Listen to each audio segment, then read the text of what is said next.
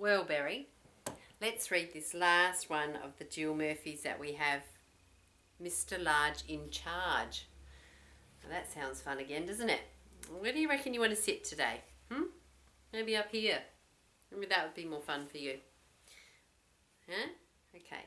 Mr. Large in Charge by Jill Murphy. Again, from those large family books. This is the last one I have, but there might be many more for all I know. No idea, but I'm just reading all the books that I have at home because reading is fun. I love to read. What do you think, Berry? Good fun? Okay. Mrs. Large opened one eye and peered out at the morning. She forced open the other eye, dragged herself out of bed and set off downstairs to the kitchen, where Mr. Large had kindly started the children on their breakfast. Oh, she's not looking very happy, is she? Oh. You look ghastly, dear, said Mr. Large. Don't say that to Mummy, said Laura indignantly. Mummy looks beautiful, exclaimed Lester. Beautiful, Mummy? Cooed the baby. Yes, of course Mummy's beautiful, said Mr. Large. I meant she doesn't look well. Are you feeling all right, dear?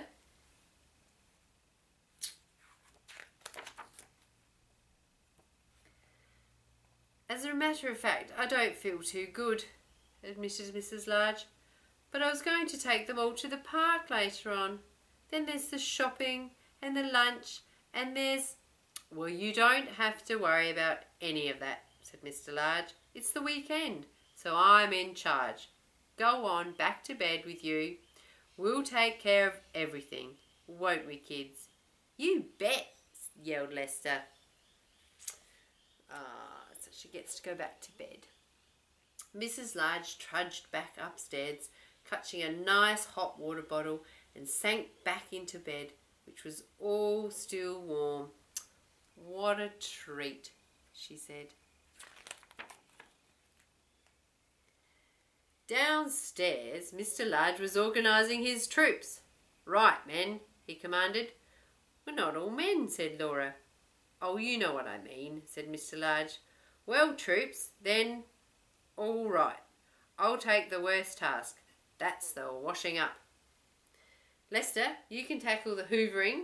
Luke, picking things up off the floor. Laura and the baby, general dusting and cushion plumping. Quick march, 1, 2, 1, 2, off you go. Mr. Large turned on the radio, found a jolly tune to cheer everyone along, and soon they were all busy with their tasks. A good little family, hey? Busy? What are they up to now? Upstairs, Mrs. Large was jolted. Oh, that's them all doing their tasks. Upstairs, Mrs. Large was jolted back from the brink of sleep by an astonishing amount of noise blasting through the floorboards. She listened anxiously for a while, but could soon tell they were mostly happy noises. So she wedged a pillow round her ears and decided to ignore it. Mrs. Large had just drifted off to sleep when she was rudely awakened by the baby, who was giving her a thorough dusting. Sorry, Mum, yelled Laura, rushing in and grabbing the baby. The baby began to scream and hung onto the bedclothes so that they both fell over backwards. Oh, no. Ooh, she doesn't look very happy there. This isn't proving very restful, Laura, said Mrs. Large, crossly as Laura disentangled herself and the baby and attempted to bundle the bedclothes back onto the bed. Mummy, Huggy, screamed the baby. Want Mummy, big Huggy now. Laura stuffed the baby under her arm and wrestled her out of the door. Don't worry, Mum, she called, as she closed the door behind them. I'll take her down to Dad. Don't want Dad, bellowed the baby. Want Mum. Want my Mummy.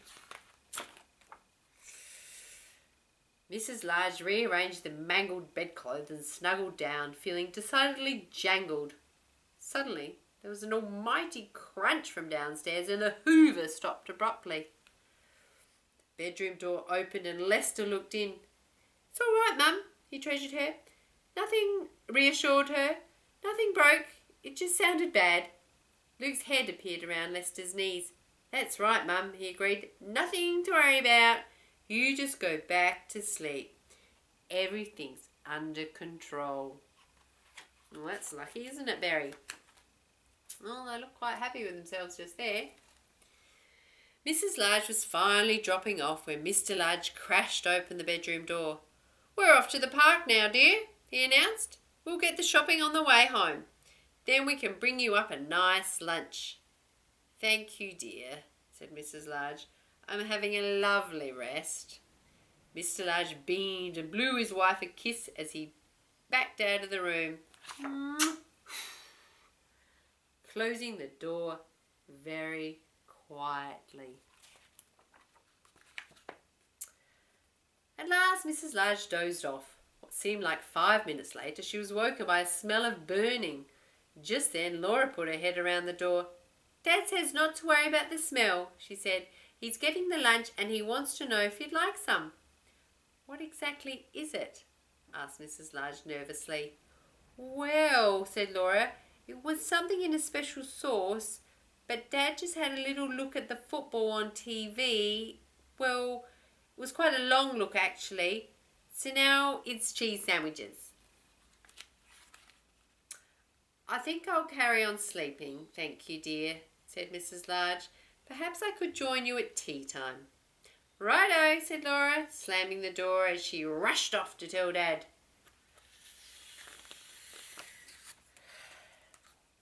Mrs. Large closed her eyes and tried to relax. What seemed like 3 seconds later, the door crashed open again and all the children came charging in.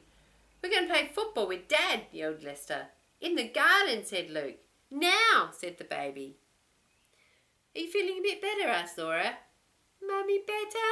asked the baby. "Big huggy?" "A bit better," said Mrs. Large. "You go and have fun with Daddy and perhaps I'll be all right later on."